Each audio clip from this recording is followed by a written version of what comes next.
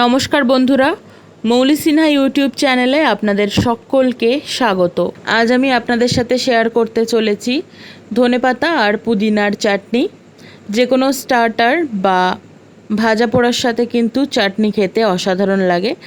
তো আসুন দেখে নেওয়া যাক।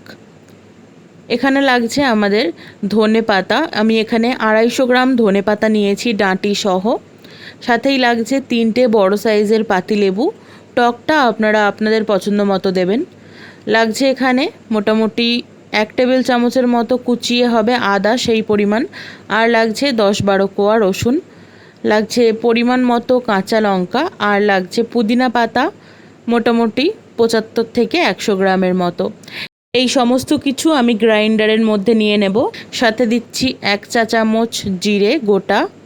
তারপর দিচ্ছি 1 চা চামচের থেকেও কম মৌরি। তারপর দিচ্ছি পরিমাণ মতো লবণ। দিয়ে দিচ্ছি বিট লবণ। বিট লবণটা অবশ্যই দেবেন। আর দিচ্ছি লেবুর রস। তারপর সব কিছু একসাথে বেটে নিলেই আপনাদের চাটনি রেডি। আশা করছি আজকের এই রেসিপি ভালো লেগেছে। ভালো লাগলে অবশ্যই বাড়িতে বানাবেন আর আমাকে জানাবেন কেমন লাগলো। আজকের মতো এই পর্যন্তই। আবার দেখা হবে খুব তাড়াতাড়ি আরও একটি নতুন রেসিপির সাথে। ধন্যবাদ।